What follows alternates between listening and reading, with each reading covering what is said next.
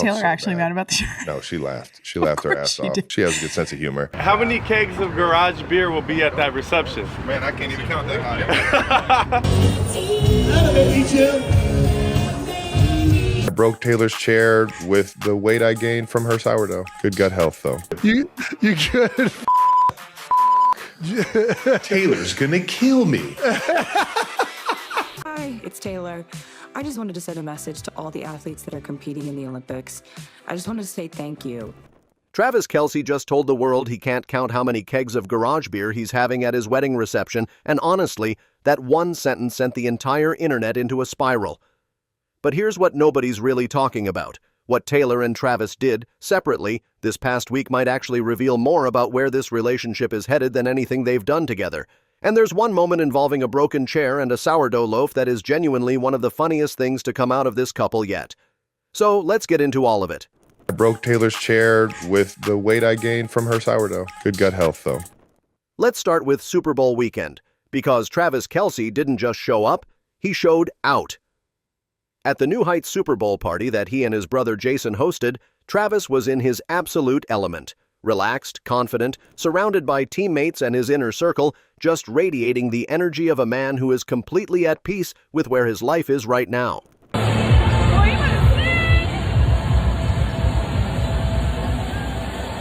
The cameras were rolling when someone shouted a question at him about how many kegs of garage beer would be at the wedding reception, and without missing a beat, Travis grinned and said he couldn't even count that high. How many kegs of garage beer will be at that reception? Man, I can't even count that high. Now he didn't confirm a wedding. He didn't deny one either. He just leaned into the moment with the kind of effortless charm that makes you understand exactly why Taylor Swift fell for this man. And here's a small detail that a lot of people missed.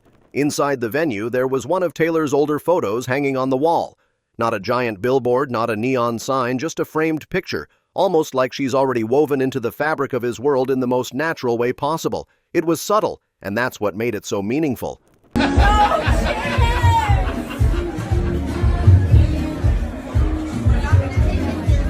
But the Super Bowl festivities were just getting started. Travis also attended the tight ends and friends party in San Francisco, and this one had a completely different energy. This was Travis in his football brotherhood, surrounded by fellow tight ends, NFL insiders, and the people who've known him long before the global spotlight found him. So happy for you, bro. That's amazing. The vibe was celebratory but grounded. No drama, no spectacle, just genuine camaraderie. And here's where it gets really sweet.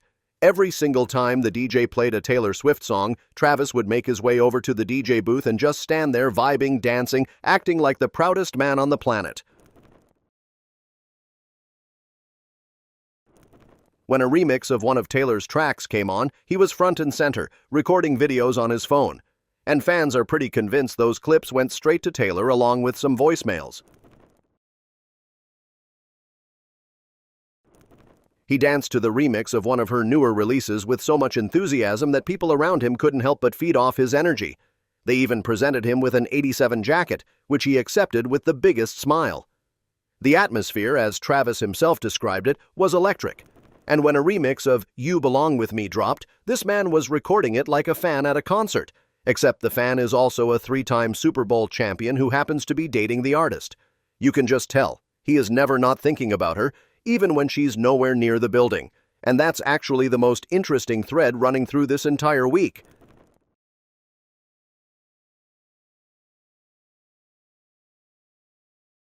Taylor wasn't at any of these events. She wasn't at the party, she wasn't at the golf tournament, she wasn't spotted anywhere near the Super Bowl festivities, and yet her presence was everywhere.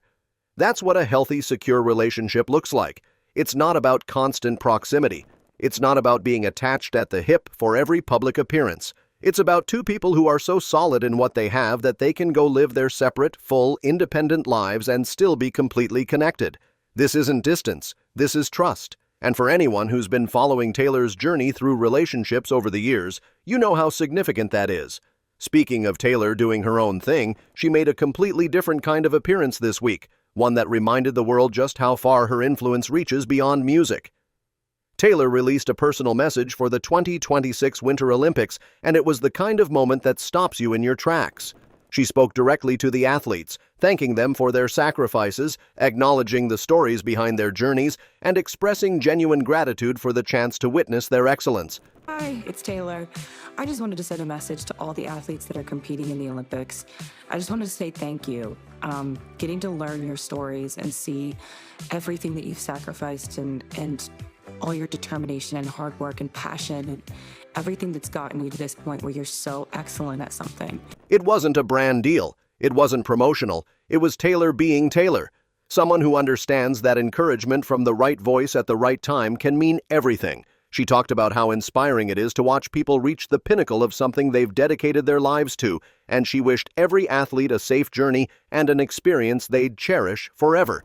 It's just really inspiring, and I am very grateful for everything you've done to get to this point in your life, and grateful that you've brought us all along with you on this journey so we get to watch you do this. The timing of this was fascinating too, because while Travis was fully immersed in football culture and Super Bowl energy, Taylor was speaking on a global stage about something entirely different. Two people, two worlds, both operating at the highest level of their respective influence. That parallel says so much about who they are individually and why they work so well together. Now let's talk about the Phoenix Open, because this might be my favorite Travis moment of the entire week. He showed up to the WM Phoenix Open looking completely relaxed, golf club in hand, just being a normal guy having the time of his life. If you've never seen the Phoenix Open, it's not your typical hushed tones golf event. It's loud, it's chaotic, it's basically a massive outdoor party that happens to have golf in the middle of it. And Travis fit in perfectly. He was meeting fans, signing autographs, hyping up the crowd, and at one point he ripped a massive shot and then immediately started playing air guitar like he'd just hit a game-winning touchdown. It looks pretty good from there. I think he's looking a little right. Oh, is it drawing? Oh my God! Are you kidding me? I think Taylor Swift's going to write a song about that one. Someone caught him singing along to a remix that blended So High School with another track, and he was fully committed. No half measures, no self-consciousness, just pure joy.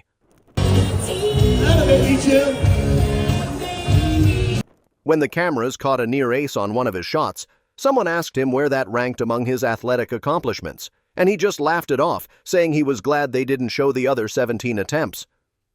That's the thing about Travis. He doesn't take himself too seriously, and that's exactly the kind of energy that makes people gravitate toward him.